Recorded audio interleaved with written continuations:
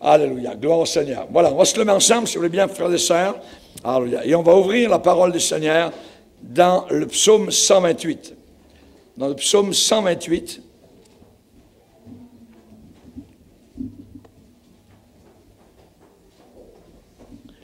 Alléluia. Gloire au Seigneur. Le titre du message s'intitule « Laissez Christ régner dans votre foyer ». J'aurais pu intituler ce message d'une autre manière plus simple, « Home, sweet home ». Alléluia. Maison douce. Amen. On va lire, si vous voulez bien, psaume 128. « Heureux tout homme qui craint l'Éternel, qui marche dans ses voies. Tu jouis alors du travail de tes mains. Tu es heureux, tu prospères. Ta femme est comme une vigne féconde dans l'intérieur de ta maison. Tes fils sont comme des plants d'olivier autour de ta table. C'est ainsi qu'est béni l'homme qui craint l'Éternel. L'Éternel te bénira de Sion, et tu verras le bonheur de Jérusalem tous les jours de ta vie. Tu verras les fils de tes fils. Ça veut dire que tu seras grand-père. Que la paix soit sur Israël. Amen. Seigneur, nous voulons te bénir.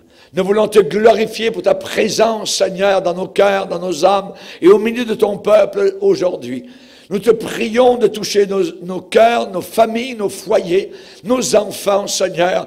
Nous te prions pour les maris, les épouses, Seigneur, alors que se livre une bataille terrible contre le foyer dans le siècle dans lequel nous sommes.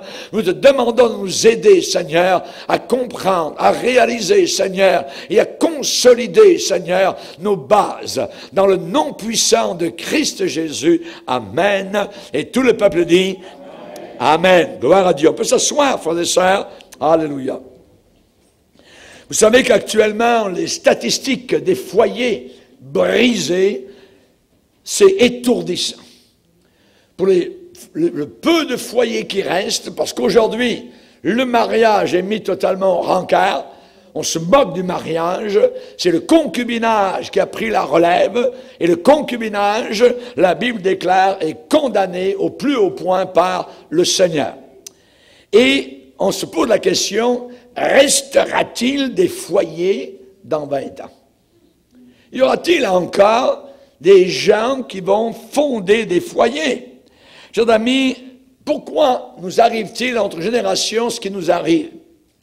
Eh bien, c'est parce que nous sommes éloignés totalement de la conception biblique du mariage. Nous sommes éloignés du conseil de Dieu. Nous sommes éloignés totalement des commandements qui concernent la famille. Il y a évidemment, quand vous achetez une laveuse ou un frigidaire, un livret qui vient avec pour vous dire comment ça fonctionne. Et Dieu a prévu le mariage, la famille, et nous a donné un petit livret avec pour nous dire, voilà comment ça fonctionne. C'est la Bible qui nous dit comment nous devons vivre ici-bas sur cette terre. Vous savez qu'il y a une différence entre un foyer et une maison. Et il y a une différence. La maison, c'est le bâtiment. La maison, c'est les briques, c'est donc les murs, c'est la construction dans laquelle vivent certains individus. Ça, c'est une maison. Mais un foyer est composé d'individus, voyez. Et ces individus ont différentes attitudes les uns envers les autres et envers Dieu. Et envers Dieu. Le plan de Dieu est triangulaire. Je ne suis pas franc-maçon, voyez, mais le plan de Dieu est triangulaire, voyez. En haut du triangle, vous avez Dieu. Et en bas, vous avez d'un côté l'homme et la femme. Et la femme sont à une certaine distance, l'un de l'autre. Et plus l'un monte vers Dieu, plus l'autre monte vers Dieu, ils sont moins éloignés. Et plus ils s'approchent du Seigneur, plus ils sont proches eux-mêmes. Et plus on s'approche, on touche Dieu, plus on est proche l'un de l'autre. Et la Bible dit, la corde à 3 fils n'est pas facilement cassée, rompue. Dans un mariage, il y a 3 cordes. Il y a le mari, l'épouse et Dieu. S'il n'y a que 2 taurons, 2 fils à un mariage, ça peut être facilement rompu. Rappelons-nous que le Seigneur a dit, sans moi, vous ne pourrez rien faire. Un mariage, une famille où Dieu est inexistant, où Dieu est mis au rencard et de côté, eh bien, généralement, ça tombe facilement. Et c'est ce que nous voyons autour de nous. Tous les mois, toutes les semaines, il y a des divorces, il y a évidemment donc le flot de pleurs. Et au lieu évidemment de regarder cela comme étant une défaite, un échec, et il y a des femmes qui sortent de la cour de justice avec leur divorce dans la main en disant comme un triomphe, j'ai mon divorce, enfin, voyez, alors que c'est un échec. Chers amis, nous vivons dans une drôle de génération. Si Dieu, chers amis, est mis de côté, le mariage a très peu de chances de réussir.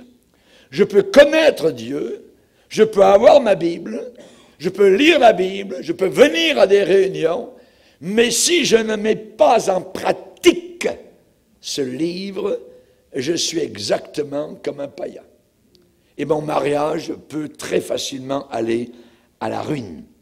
Vous savez, dans un mariage, il y a toujours des tentations, il y a du stress, il y a des tensions dans le mariage. Et parfois, à certains moments, certaines époques du mariage, elles sont si grandes que les foyers éclatent et se brisent très vite. Et il n'y a que les couples, je dirais, qui ont une foi forte dans le Seigneur et qui obéissent au Seigneur, eh bien, qui peuvent vraiment réussir leur mariage. Nous avons eu le pasteur Adama et son épouse Louise cette semaine de la Côte d'Ivoire, particulièrement. Eh bien, ils sont mariés depuis 44 ans. 44 ans. André et moi-même, cette année, nous allons fêter notre 42e anniversaire de mariage. Mon beau-père, cette année, allait fêter, avant sa mort, puisqu'il est mort il y a juste quelques mois, son 70e anniversaire de mariage. On dit, mais ces gens-là, ils sortent de où, tout ça? C'est comment ont-ils pu faire et accomplir une chose semblable? Aujourd'hui, au bout de 2 ou 3 ans, les gens souvent donc s'en vont. Hein? Pourquoi? Parce qu'avec Jésus, tout est possible. Sans moi, vous ne pourrez rien faire. La Bible dit qu'il doit y avoir tout d'abord une tête au foyer. Une tête. Cette tête doit être le Seigneur. C'est lui qui doit être à la tête du foyer, voyez. Puis ensuite viennent le mari et l'épouse. Et attention, c'est que dans cette relation mari-épouse, il ne doit pas y avoir une relation de maître à servante. C'est-à-dire que le mari est le patron, le boss, voyez, et l'épouse est simplement la petite esclave. Absolument pas. Nous, comme chrétiens, nous avons une considération pour le conjoint, voyez. Et on sait particulièrement que le mari doit prendre son rôle de leader dans son foyer, évidemment, comme nous avons des leaders, je dirais, dans toutes sortes de domaines. Dans le gouvernement, dans les affaires, dans la police, dans les écoles, il y a des gens qui gouvernent, il y a des gens qui dirigent. Et qui est responsable du foyer? C'est le mari. Quand il y a eu problème dans le premier foyer d'Adam et Ève, Dieu est venu rencontrer, non pas Ève, mais Adam. C'est Adam qui était le responsable de son foyer. Donc nous voyons le rôle très important du mari. Notre pays ne pourrait pas marcher sans autorité. Nos affaires ne pourraient pas fonctionner sans autorité. Nos communautés, nos églises, nos assemblées, voyez. Et c'est la même chose pour le foyer. Il doit y avoir quelque part une autorité. Dans le foyer, le mari a sa place. Dans le foyer, l'épouse a sa place. Dans le foyer, les enfants ont leur place. Il doit tout d'abord y avoir premièrement du respect. On ne peut pas vivre dans un foyer où l'on ne se respecte pas l'un l'autre. Beaucoup d'épouses aujourd'hui ressentent que leur mari les néglige. Voyez, beaucoup d'épouses se sentent comme dévalorisées, non reconnues, comme quasiment inférieures. Voyez, beaucoup d'épouses, eh bien, sentent que on pourrait fonctionner sans elles, qu'on n'a pas besoin d'elles. Voyez, alors que le foyer est un lieu où l'on doit partager. C'est un lieu où l'on doit partager nos expériences, nos échecs, nos réussites, nos pleurs, nos rires, voyez, lorsqu'ils arrivent. Certaines épouses ont déclaré « Mon mari ne me parle jamais. Mon mari ne dit rien. Il ne me dit rien. Mon mari ne me respecte pas. Il ne me demande jamais aucun conseil. » Voyez. Évidemment, on sait que cela ne va pas dans la bonne direction. Il y a beaucoup d'enfants qui ont déjà dit « Papa, papa ne prend pas soin de nous.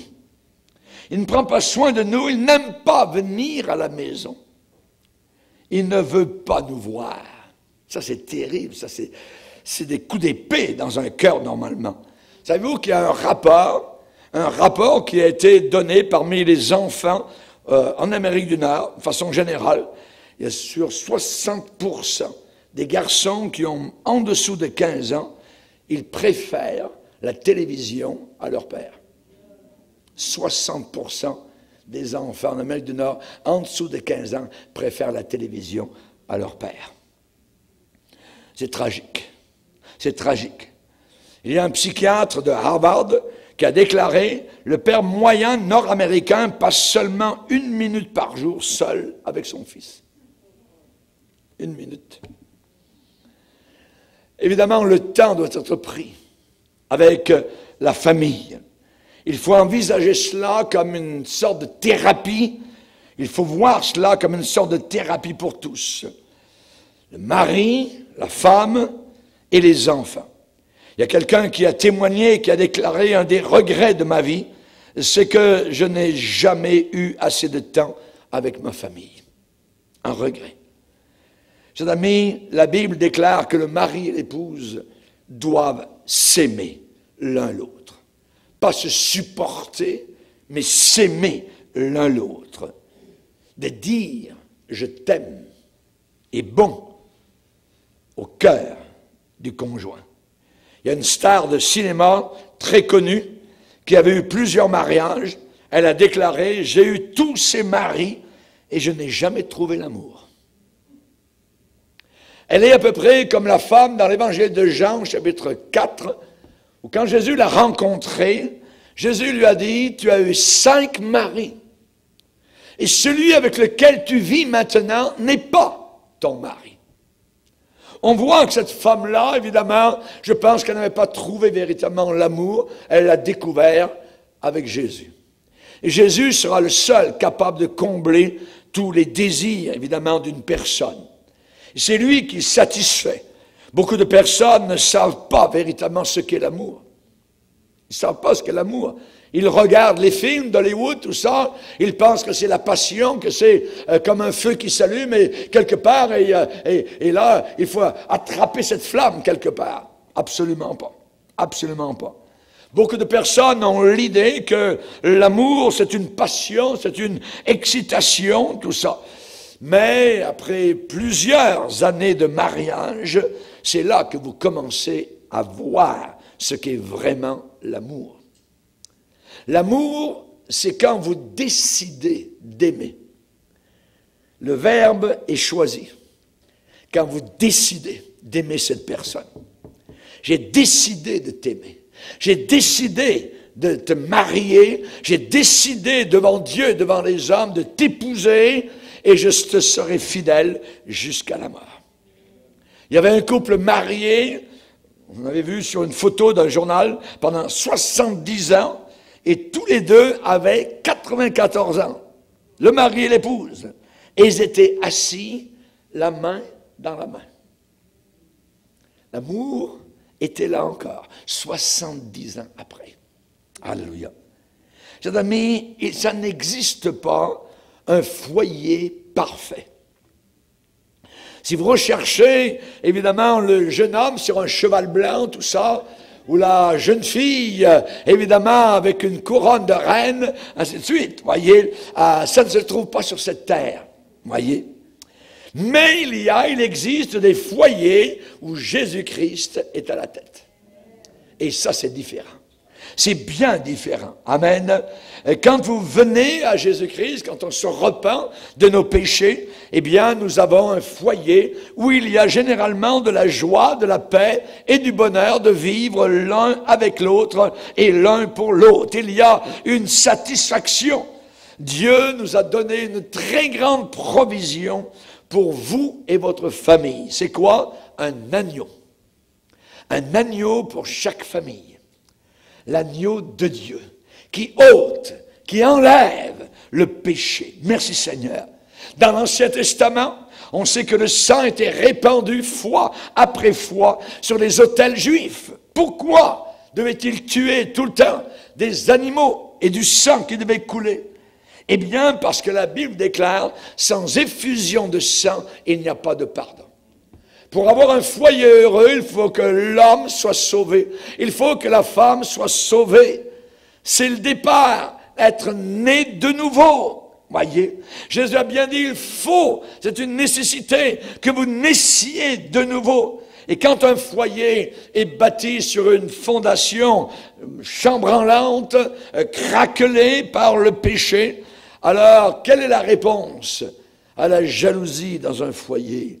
Quelle est la réponse aux arguments, aux discussions dans un foyer? Quelle est la réponse aux tensions, aux frustrations, aux mauvaises paroles dites l'un après l'autre dans un foyer, ou même à la séparation? Il n'y a qu'une seule réponse, c'est venir au pied de la croix de Jésus-Christ et se repentir. Aucun psychologue n'a la réponse, même si vous payez à l'heure, monsieur un tel ou madame une telle, c'est Jésus-Christ lui-même qui a la réponse. Amen. C'est lui qui donne la direction. Avec Dieu, il y a pardon pour les péchés. Il y a la vie éternelle, imaginez, après la mort. Et Jésus-Christ devient parole vivante, amen, et il vit dans un foyer avec les conjoints chaque jour. Je suis avec vous tous les jours jusqu'à la fin, a dit le Seigneur. Il ne l'a pas dit aux païens, il l'a donné cette promesse à ses disciples. Et dans un foyer, nous avons besoin de cette promesse tous les jours. Jésus, chef du foyer, amen. Et nous avons la parole écrite. Nous avons le manuel, amen, pour savoir comment doit fonctionner une famille et un mariage. Cette parole nous donne de la direction, nous donne des règles pour un mariage réussi. Le plus grand livre sur le mariage, c'est la Bible. C'est la Bible, voyez. Dieu a parlé à Josué, il lui a dit que ce livre ne s'éloigne pas de ta bouche. Médite-le jour et nuit. Pour juste méditer? Non. Pour agir. L'action. Pour agir fidèlement selon tout ce qui y est écrit. Car c'est alors, c'est à ce moment-là, que tu auras du succès dans tes entreprises. C'est alors que tu réussiras. Montrez-moi une famille où la parole de Dieu est honorée et je vous montrerai un foyer qui a réussi. Un foyer qui a tenu bon. Alléluia. Lisez la Bible en famille.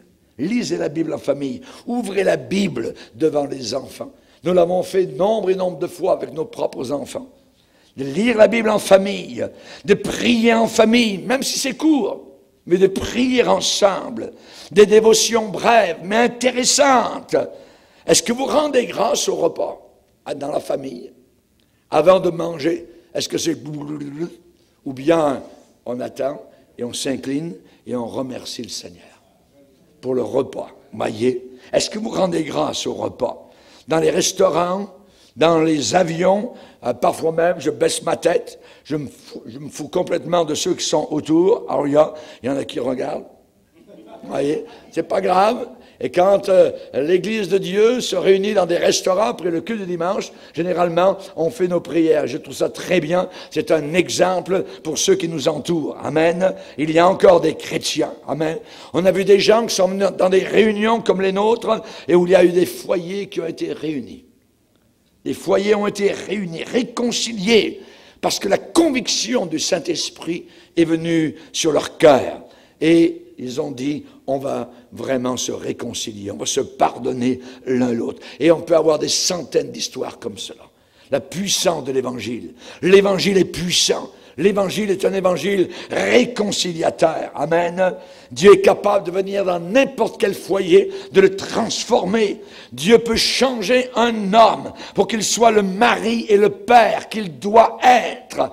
Dieu peut changer une femme pour qu'elle soit l'épouse et la mère qu'elle doit être véritablement. Évidemment, pour cela, il faut s'abandonner au Seigneur. C'est le premier point de départ. Ensuite, une fois qu'on a donné notre vie à Jésus, eh bien, il faut être capable de protéger notre foyer. Et j'aimerais vous donner certains conseils aujourd'hui pour protéger votre famille, pour protéger votre foyer. Pourquoi, pasteur, protéger? Eh bien, c'est que vous avez maintenant un ennemi.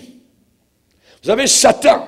Satan cherche à détruire les foyers. C'est un voleur.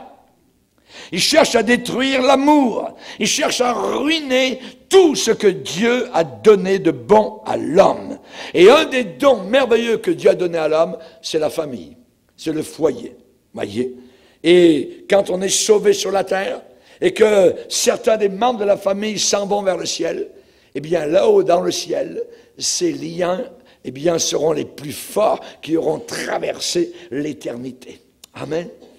C'est quelque chose de merveilleux. On se reconnaîtra là-haut. Amen. On reconnaîtra les nôtres qui ont fait partie de notre famille, qui nous ont précédés. André, mon épouse, reconnaîtra sa grand-mère, son père, sont déjà là-haut dans la gloire éternelle. Amen. Qui ont aimé Jésus jusqu'à la fin, qui ont démontré une fidélité jusqu'au bout. Alléluia. Chers amis, c'est Dieu qui a institué le mariage. C'est pas l'homme, c'est pas le maire d'une ville, c'est pas un gouvernement qui a dit ce serait bien si on instituait le mariage. Non, ils sont en train de le détruire, au contraire, aujourd'hui. Mariage pour tous. Bientôt, ils vont les marier avec des animaux, marier n'importe quoi. C'est la folie totale. C'est vraiment, vraiment ténébreux, le monde dans lequel nous sommes actuellement. Dieu a institué le mariage pour le bien de l'homme. Il a dit, c'est pas bon que l'homme soit seul. C'est pas bon que l'homme soit seul. Je lui ferai donc une conjointe, une aide, qui sera son épouse. C'est la volonté de Dieu. Et évidemment, on n'est pas surpris aujourd'hui de voir comment Satan essaye de briser les unions de mariage. La Bible dit que le mariage, c'est écrit que le mariage soit honoré de tous. Aujourd'hui, nous avons une génération entière qui déshonore le mariage, qui crache sur le mariage. Nos jeunes gens ne veulent même plus se marier aujourd'hui. L'apôtre Paul a dit, je veux que les jeunes chrétiens, chrétiennes se marient et qu'il y ait des enfants dans leur famille. C'est l'apôtre Paul qui l'a déclaré, c'est le normal, voyez. Évidemment, on n'est pas obligé de coopérer avec Satan. On n'est pas obligé de coopérer avec le diable, voyez. La Bible dit qu'à la fin des temps, il y aura des gens qui viendront, qui prescriront, qui enseigneront de ne pas se marier. De ne pas se marier, voyez. On va vivre ensemble, ça. Comme on essaie une voiture, comme on essaie une moto. Si la moto te va bien, ben vas-y, tu sais. Ah non. Voyez, on n'essaye pas. Absolument pas. Il faut que ça soit conduit par le Seigneur.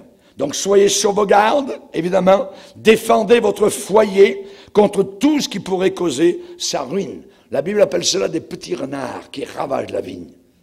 Il faut les prendre, il faut les saisir. Soyez sobres, veillez. Votre adversaire, le diable, rôde autour de vous comme un lion rugissant, cherchant qui il dévorera.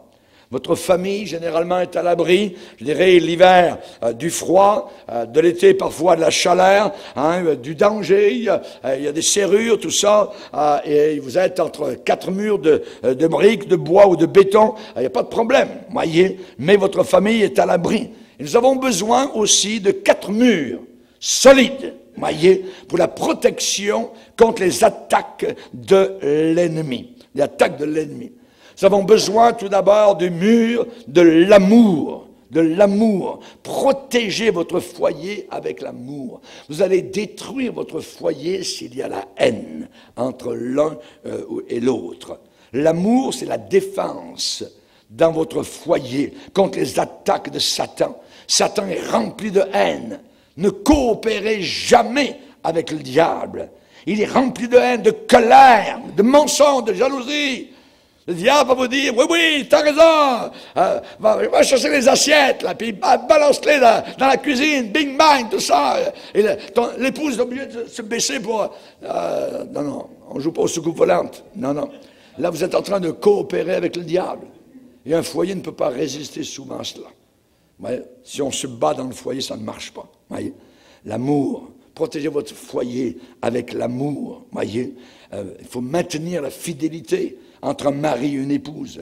La Bible dit, mari, aimez vos femmes. Comment est-ce que la Bible peut dire ça? Mais, Seigneur, c'est normal, je me suis marié, je l'aime, elle est si belle, c'est merveilleux. Je vais l'aimer toute ma vie, ça. Mais la Bible dit, mari, aimez vos femmes. C'est un commandement. Dieu commande aux maris d'aimer leurs femmes. Comment cela est-il possible? Eh bien, parce que parfois, ça ne marche pas comme on le voudrait. Hein, et évidemment, donc, on se rend compte que je dois obéir à ce commandement d'aimer mon épouse comme Christ a aimé l'Église et s'est donné pour elle sur la croix du Calvaire. Sommes-nous prêts? Marie, vous êtes là? Sommes-nous prêts à aimer nos épouses comme Christ a aimé jusqu'à la mort?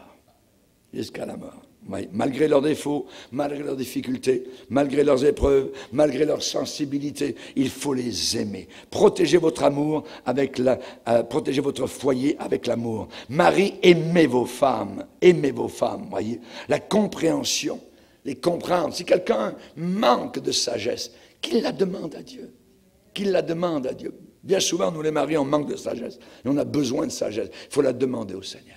Seigneur, donne-moi un peu plus de ta sagesse. Amen. La collaboration est nécessaire pour un mariage harmonieux. La Bible dit, c'est pourquoi l'homme quittera son père et sa mère. Il y a des foyers qui ne fonctionnent pas parce que soit la fille ou le garçon n'a pas quitté véritablement son père ou sa mère. Il faut quitter. Oui, on va voir encore nos parents, on va encore les visiter de temps en temps, leur téléphoner, il n'y a pas de problème. Mais il faut qu'il y ait une sorte de rupture. Maintenant, je fonde mon foyer avec mon épouse. L'homme quittera son père et sa mère et s'attachera à sa femme. À sa femme. S'attacher à sa femme, voyez. Évidemment, pour cela, il faut être capable de quasiment constamment pardonner les fautes. Il faut être capable de pardonner constamment les fautes des divers membres de la famille. Voyez. Jacob a aimé. Jacob a aimé la belle Rachel. Amen. Et à ses yeux, il a dû travailler 7 ans pour son oncle. Voyez. Son tonton. Voyez. Tout un tonton, Laban. Voyez. Oui, tu peux avoir ma fille, mais tu vas travailler 7 ans. Il est dit que Jacob, eh bien, à ses yeux, ces 7 années ont passé comme si c'était quelques minutes. Parce qu'il l'aimait. Parce qu'il aimait Rachel. Et quand vous aimez, vous ne vous rendez pas compte. Voyez, moi je me retourne et je dis, voyons André, ça fait 42 ans que je t'aime.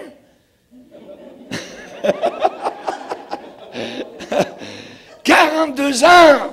Il semble que ça fait 2 ans peut-être, voyez, mais pas 42 ans. Voyez. L'amour, amen. L'amour est un absorbant. L'amour est quelque chose de merveilleux, amen. C'est un bumper, un pare-choc glorieux contre les coups de l'ennemi. Demandez à Dieu de préserver en vous l'amour que vous aviez au départ. Vous avez eu un amour, voyez. Même si ça fait 50 ans que vous êtes mariés. Au début, quand vous êtes mariés, vous l'aimiez, c'était elle. Il n'y en avait pas d'autre, voyez. Alors, demandez au Seigneur de renouveler cet amour que vous aviez initialement pour votre épouse et appliquez-le. Appliquez cet amour à votre foyer, exactement comme la Bible enseigne dans 1 Corinthiens au chapitre 13, où il est dit, l'amour est patient, patience. L'amour est plein de bonté, plein de bonté. Soyons bons. L'amour n'est pas envieux, on n'est pas jaloux. L'amour n'est pas jaloux. L'amour ne se vante pas. L'amour ne s'enfle pas d'orgueil. 1 Corinthiens 13, verset 5. L'amour ne fait rien de malhonnête. L'amour ne cherche pas son intérêt. L'amour ne s'irrite pas, ne se met pas en colère. L'amour ne soupçonne pas le mal. Il y a des gens qui soupçonnent toujours le mal, vous voyez. L'amour ne se réjouit pas de l'injustice, mais l'amour se réjouit de la vérité. L'amour excuse tout. L'amour croit tout. L'amour espère tout. L'amour supporte tout. Alléluia. Chers amis, c'est ce que la Bible enseigne. Et si vous voulez protéger votre foyer, il faut absolument aimer. Prier. Priez pour qu'un amour de cette qualité, la qualité de 1 Corinthiens 13, devienne une réalité pour vous. Devienne une réalité. Voyez, deux valent mieux qu'un. Le diable vous dit, tu serais mieux d'être tout seul. Ouais, la Bible dit non, non, non, non. C'est mieux d'être deux. C'est aussi simple que ça. Moi, j'admire la Bible, j'admire le Seigneur, parce que c'est simple. C'est tellement simple, c'est très peu compliqué. Deux valent mieux qu'un. Si vous n'étiez pas bon en arithmétique à l'école, la Bible est très simple. Deux valent mieux qu'un. Voyez? Deux, c'est mieux qu'un. Amen, gloire au Seigneur. On va le lire, si vous voulez bien, dans Ecclésias chapitre 4. Ecclésias chapitre 4, verset 9. Ecclésiaste chapitre 4, verset 9. Il est dit, deux valent mieux qu'un.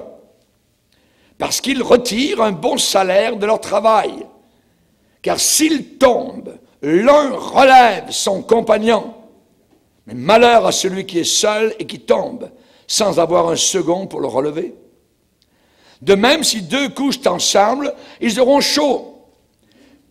C'est bien ça, vous voyez. Vous n'avez pas besoin de couverture calorifique, vous voyez. Ils auront chaud. Mais celui qui est seul, comment aura-t-il chaud? Et si quelqu'un est plus fort qu'un seul, les deux peuvent lui résister. La bataille de la vie. Et la corde à trois fils ne se rompt pas facilement.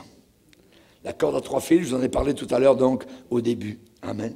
Confie-toi en l'Éternel de tout ton cœur. Ne t'appuie pas sur ta sagesse. Reconnais-le dans toutes tes voies et il aplanira tes sentiers. Ça, c'est le premier mur, l'amour. N'oubliez jamais, l'amour, s'aimer.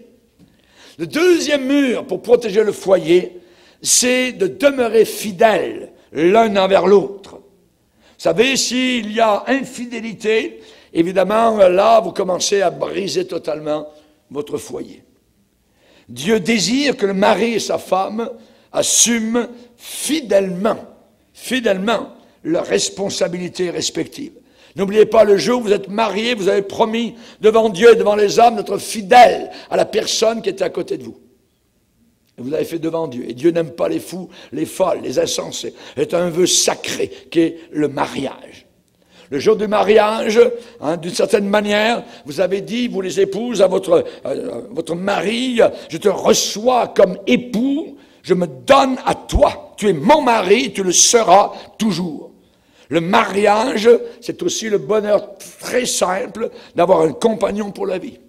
Le jour du mariage n'est en somme que le point de départ d'une aventure, je dirais, qui peut durer pendant des années. Amen. Et je dirais, ça se passe dans le bonheur et dans les épreuves. Et dans les épreuves, voyez.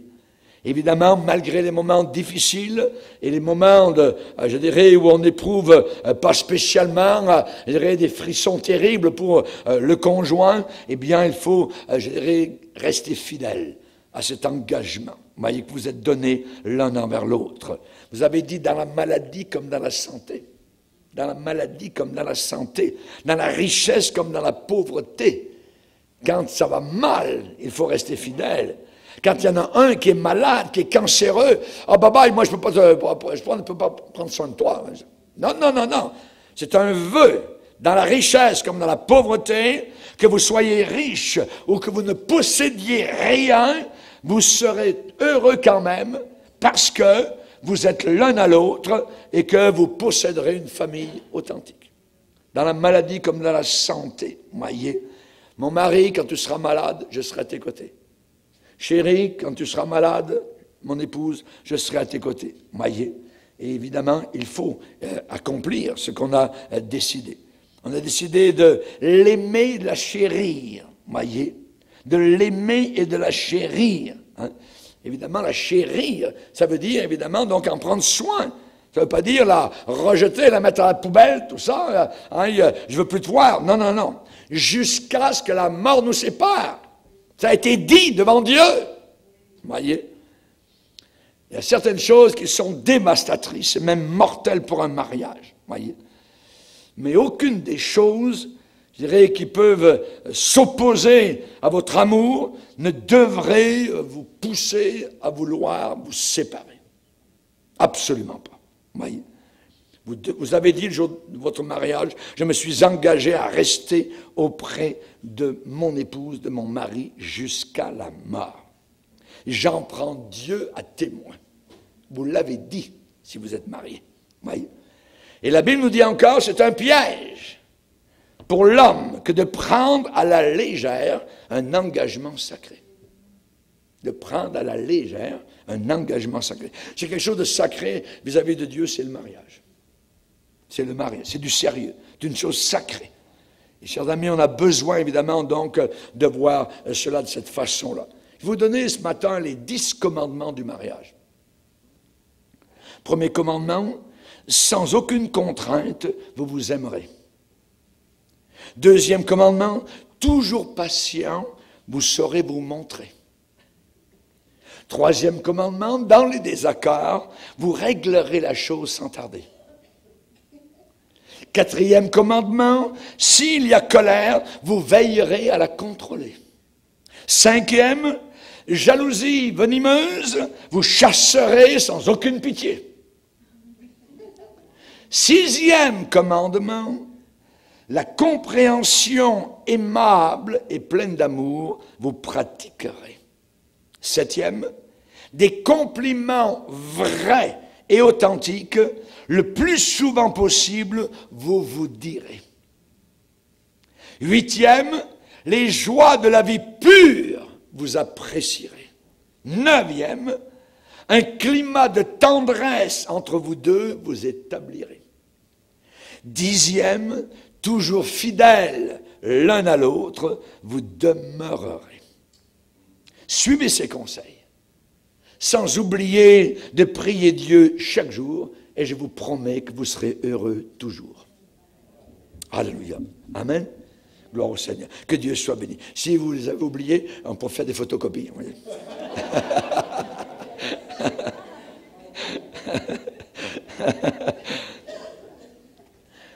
Le premier mur, l'amour. Le deuxième mur, rester fidèles l'un à l'autre, voyez. Et évidemment, on sait que le troisième mur, il faut protéger votre foyer en apprenant à vous pardonner. Le pardon. Aujourd'hui, on tire le drap et on déchire le drap. On ne veut pas pardonner. Il n'y a personne de parfait. Quand vous avez marié votre conjoint, vous avez marié une personne imparfaite. Et tous, dans le mariage, peuvent faire des erreurs. C'est vrai. Un petit cadre. Et sur ce cadre, auparavant les chrétiens l'avaient, sur lequel il était écrit « Christ est le chef de cette maison, hôte, invisible, présent à chaque repas, auditeur silencieux de chaque conversation. » Chers amis, ça serait bon de l'apprendre par cœur comme un verset et de le répéter, je dirais, pendant les 3 prochains jours, aussi souvent que possible. Christ est le chef de cette maison, hôte invisible, présent à chaque repas, auditeur silencieux de chaque conversation. De chaque conversation. Protégez votre foyer en pardonnant, en pardonnant. Vous connaissez les jours de pluie, les gouttières. on haït la gouttière, ça fait toujours tic, tic, tic. Est-ce qu'on pourrait arranger ça, là? Est-ce qu'on pourrait appeler, comment on appelle ça, un plombier? Je sais pas, arrêtez-moi cette gouttière. Parce que les nerfs, la Bible dit, les querelles d'une femme sont une gouttière sans fin. Les querelles d'une femme sont une gouttière, tic, tic, tic, tic, tic, tic, sans fin, sans fin, sans fin. Appelons le plombier. Quel est le plombier avec un P majuscule? C'est le Seigneur Jésus. Amen. C'est lui le seul capable de colmater les querelles, d'amener la paix. Amen. On a besoin du Sauveur. Il est appelé le Prince de la paix. Les femmes, certaines sont querelleuses. Et certaines femmes querelleuses, tellement querelles, ont poussé quasiment leur mari dans les bras d'une autre femme. Tellement de querelles. Il y a des maris, eux, qui sont constamment à la recherche de la moindre faute. Et ce n'est pas bon non plus. Ils ont brisé leur foyer. Pour être heureux, il faut apprendre à confesser nos fautes, nos péchés, nos erreurs. Il faut apprendre. La Bible dit, enseigne dans Éphésiens 4, 32, à nous pardonner réciproquement, comme Christ nous a pardonné.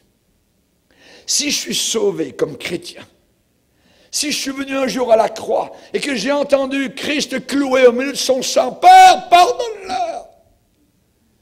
À mon tour, moi, je dois pardonner. Je dois pardonner. Ça serait terrible de quitter la terre avec des rancunes dans le cœur. C'est la raison pour laquelle beaucoup de gens, avant leur mort, confessent leurs fautes, font venir leurs ennemis et pardonnent à tout le monde, parce qu'ils ne veulent pas entrer dans l'éternité avec un paquet de poubelles, un paquet de crottes sur le cœur et des choses semblables. Nous pardonner réciproquement. Pas avoir peur de dire « Désolé, c'est ma faute. » C'est ma faute. C'est ma faute. Aujourd'hui, personne ne veut dire cela. Et c'est la raison pour laquelle les cours de justice sont remplis à craquer. Personne ne veut dire. Non, on a inventé la psychologie. C'est pas sa faute. Si monsieur a tué ses 2 enfants, non. Il faut qu'il suive une cure de psychologie, tout ça, de thérapie, ainsi de suite. Est-ce que Dieu a dit à Caïn, Caïn a tué son frère, mais non, ce n'était pas vraiment sa faute, tout ça. Il était dans un instant de colère, tout ça, selon la psychologie du 21e siècle, blablabla, tout ça. On a découvert sur Internet que finalement, Caïn avait raison, il a bien fait tuer son frère. Non, non, non, non. Le Seigneur dit que c'était le premier meurtrier, il était du diable, et Dieu l'a condamné. L'a condamné. C'est ma faute. Désolé, c'est ma faute. Chérie, est-ce que tu pourrais me pardonner, s'il te plaît? Pardonne-moi. Pardonne-moi. Il faut se montrer patient. La Bible dit l'amour est quand même patient. Patient, plein de bonté.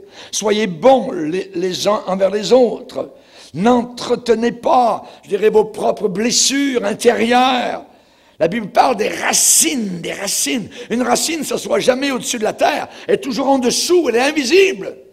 Et il y a des racines d'amertume dans les cœurs des hommes. Des racines d'amertume. Et la Bible dit que ces racines produisent du trouble et infectent la vie, comme une infection. Des racines d'amertume. Ne vous apitoyez pas sur vous-même. Pauvre de moi, oh, c'est terrible, je suis la pire personne, il n'y a personne d'autre qui a vécu ce que je vis. Non, non, il y a des millions de personnes qui ont vécu ce que tu vis. Et évitez de rester fâché jusqu'au lendemain. Jusqu'au lendemain. Un pasteur, c'est pas trop rapide. Oui, c'est ce que la Bible dit.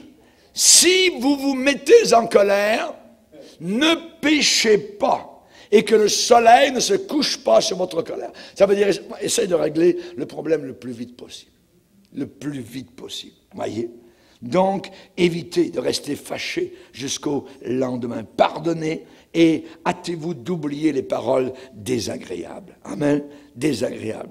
N'oubliez pas que lorsqu'on est infidèle, c'est quelque chose de terrible. Quelque chose de terrible. L'infidélité. On parle d'adultère. On parle d'aller coucher avec quelqu'un qui n'est pas votre mari, qui n'est pas votre épouse. Et la Bible dit qu'il n'y a aucun adultère qui va au ciel. Dieu regarde à ça. Dieu sait tout ce qui se passe sur la planète Terre, d'un seul coup d'œil.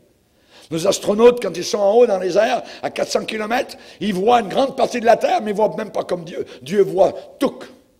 Les 40 000 km de la circonférence de la Terre, il les voit d'un seul coup. Et il sait ce qui se passe dans un cœur. Chers amis, qui peut trouver une femme vertueuse? La réponse est donnée dans la Bible.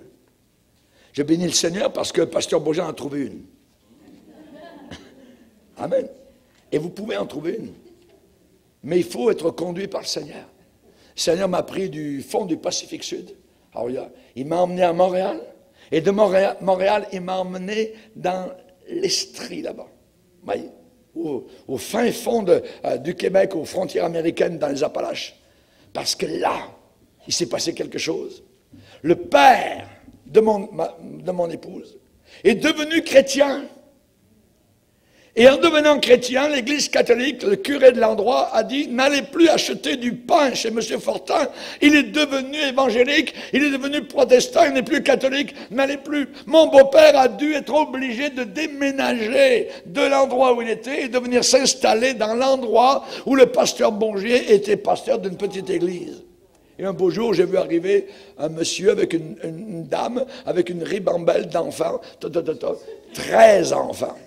13 enfants. Mon église a quasiment doublé du jour au lendemain. Et parmi ces enfants, il y avait ma chère André qui est devenue mon épouse. Dieu savait. Chers amis, qui peut trouver une femme vertueuse? On va le lire, Proverbe 31. Prenez votre Bible, Proverbe 31. Qui peut trouver une femme vertueuse? Verset 10. Il est dit, qui peut trouver une femme vertueuse, pas n'importe quelle femme, vertueuse, qui a de la vertu. Elle a bien plus de valeur que les perles. Donc sa valeur intrinsèque est bien plus grande que les valeurs d'or, d'argent ou de perles précieuses. Le cœur de son mari, pas de son chum, pas de son ami, le cœur de son mari a confiance en elle. Il y a une loyauté, il y a une fidélité l'un envers l'autre. Le cœur de son mari a confiance en elle. Et les produits ne lui feront pas de défaut. Elle lui fait du bien et non du mal tous les jours de sa vie. Elle se procure de la laine et du lin et travaille d'une main joyeuse. C'est une travailleuse, voyez, une battante. Elle est comme un navire marchand. Elle amène son pain de loin. Elle se lève lorsqu'il est encore nuit. Et elle donne la nourriture à sa maison et la tâche à ses servantes. Elle pense à un champ, elle réfléchit et elle l'acquiert. Et du fruit de son travail, elle plante une vigne. Verset 20, elle tend la main au malheureux, elle tend la main à l'indigent. Verset 21, elle ne craint pas la neige, l'hiver quand il arrive. Elle ne craint pas la neige pour sa maison, car toute sa maison est vêtue de cramoisie. Elle se fait des couvertures, elle a des vêtements de fin lin, de pourpre. Son mari, encore là, on parle du mari, son mari est considéré aux portes lorsqu'il siège avec les anciens du pays. Elle fait des chemises et les vend, et elle livre des ceintures aux marchands. Regardez bien la description de la femme vertueuse, verset 25. Elle est revêtue de force et de gloire, et elle se rit de l'avenir. Elle n'a aucune peur pour le futur. Elle ouvre la bouche avec sagesse. Elle ne parle pas de travers. Non, non, non, non. Et des instructions aimables sont sur sa langue. Elle veille sur ce qui se passe dans sa maison. Elle n'est pas dans la maison des autres. Elle est dans sa maison. Dans sa maison. Et elle ne mange pas le pain de paresse. Ce n'est pas une paresseuse. Ses fils se lèvent et la disent heureuse. Son mari, encore le mari. Son mari se lève et lui donne des louanges. Plusieurs filles ont une conduite vertueuses. Mais toi, tu les surpasses toutes. Verset 30, la grâce est trompeuse et la beauté sert à zéro. La beauté sert à rien, est vaine. Et regardez la réponse, la femme qui craint l'Éternel est celle qui sera louée. Récompensez-la du fruit de son travail et qu'aux portes ses œuvres la louent. Amen. Alors, gloire au Seigneur. Chers amis, si vous voulez protéger votre foyer, le premier mur, c'est l'amour. Le deuxième mur pour protéger, c'est évidemment donc la fidélité l'un envers l'autre. Le troisième, c'est de se pardonner, d'apprendre toujours à se pardonner. Et le quatrième, pour solidifier, pour refermer, évidemment, donc la protection, c'est la prière. C'est la prière. Amen. On a besoin de prier l'un envers l'autre. Invoque-moi au jour de la détresse. Je te répondrai et tu me glorifieras. Les véritables mariages ne sont pas faits sur la terre, ils sont faits au ciel. C'est Dieu qui dirige un jeune homme et une jeune fille. Et chers amis, aujourd'hui, pour la fête des pères, particulièrement, rappelez-vous que la jeune fille que vous avez épousée, eh bien, c'est là, son cœur est encore le même. Amen. Les années peuvent passer, mais elle est toujours encore remplie d'expectation. Elle est remplie d'amour et elle veut évidemment donc continuer dans cette relation de mariage. Le jour où vous avez dit oui, je te prends jusqu'à ce que mort s'en suive, ça existe encore aujourd'hui. Et dites-le lui. Amen. Amen. Seigneur, nous sommes devant toi. Nous sommes en ta présence, Seigneur. Tu nous aides, Seigneur Jésus. Nous ne sommes pas comme les païens, Seigneur, qui autour de nous n'ont rien, n'ont pas de valeur, Seigneur Jésus. Nous avons ta parole. Nous avons le manuel, Seigneur, qui nous aide dans les difficultés de la vie. Nous savons ce que tu désires, ce que tu veux, Seigneur. Et comme le disait ce matin le frère dans sa prière, nous voulons être agréables, Seigneur. Nous ne voulons pas être désagréable. Seigneur, nous te demandons de bénir les papas, particulièrement aujourd'hui, Seigneur, en te demandant de les aider au travers de leurs difficultés, Seigneur, et particulièrement ceux qui vivent avec une inconvertie, Seigneur, dont la femme ne te connaît pas, Seigneur. Aide-les, Seigneur, particulièrement à résister, à continuer à aimer, à pardonner envers et malgré tout, Seigneur, et que leur conduite soit exemplaire, car nous ne savons jamais ce que tu es capable de réaliser et d'accomplir. Tu es encore le Dieu des miracles. Merci mon Sauveur, que des foyers ont été sauvés par la persévérance et la prière. Dans le nom de Jésus, nous te le demandons maintenant. Amen. Et tout le peuple dit Amen. Amen. On va se lever ensemble, frères et sœurs.